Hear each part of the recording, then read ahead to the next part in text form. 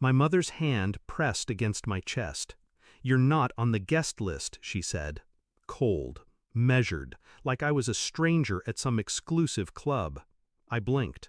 Behind her I saw the white tent, fairy lights, flower arches, champagne laughter, and my sister, Isla, standing just past the entrance, smirking, like she'd won.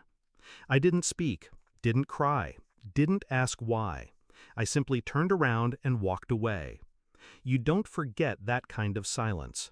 You don't forget the sound of your own heart breaking inside a rented suit, surrounded by the faint hum of a string quartet playing a song meant for family.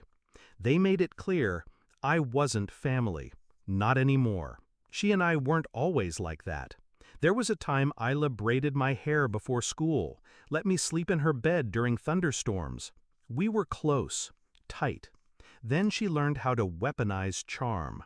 I learned how to disappear. She started stealing my clothes, my friends, my moments. Graduation? She threw a tantrum until the whole family left before my name was even called. My first job? She showed up at the office crying, saying I stole money from her. I got let go the next week. But I stayed quiet, always quiet, because my parents told me I was stronger, and she was going through things. 2 weeks before her wedding, I sent my RSVP.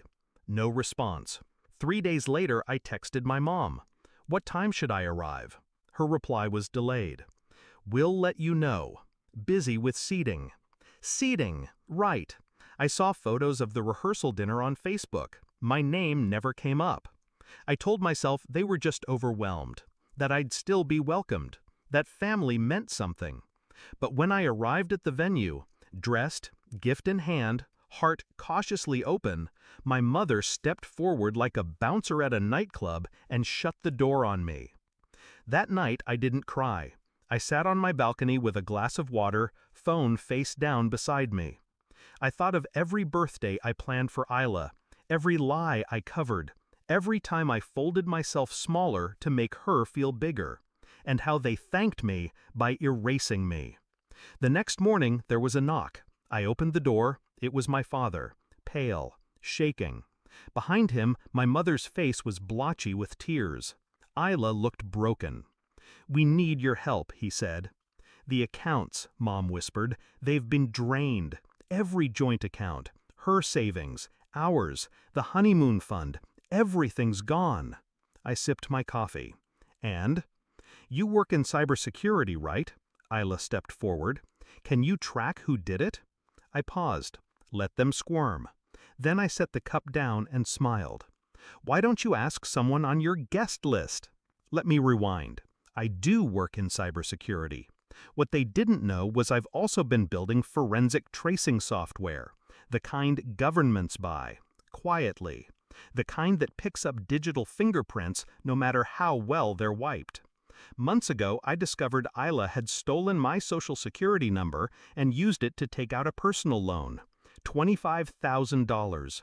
Gone. She'd defaulted. And I found out when a collections agent showed up at my apartment. I confronted her. She laughed. "Relax. You're so uptight all the time." I paid off the loan. Didn't say a word. Not to her, not to my parents. Just watched. Waited. Planned. I knew her wedding accounts were linked to a shared cloud drive. Her passwords were always stupid, variations of her dog's name and birth year.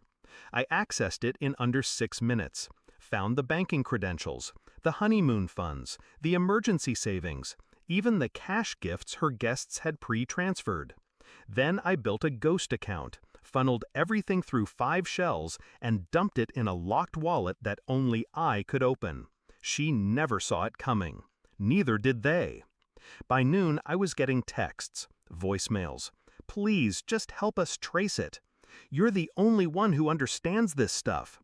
We'll do anything." And my favorite, from Isla, "I made a mistake. I'm sorry.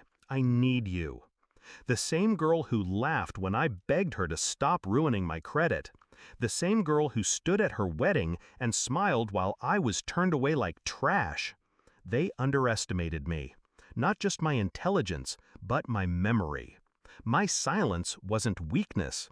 It was a ledger, and it was full. 2 days later, I got a letter, handwritten, from my mother. You were right to walk away. We failed you.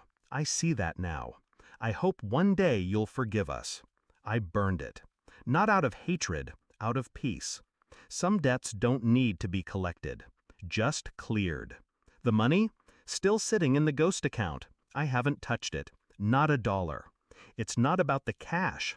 It's about the choice. I gave them years of my life, and when it mattered most, they showed me where I stood.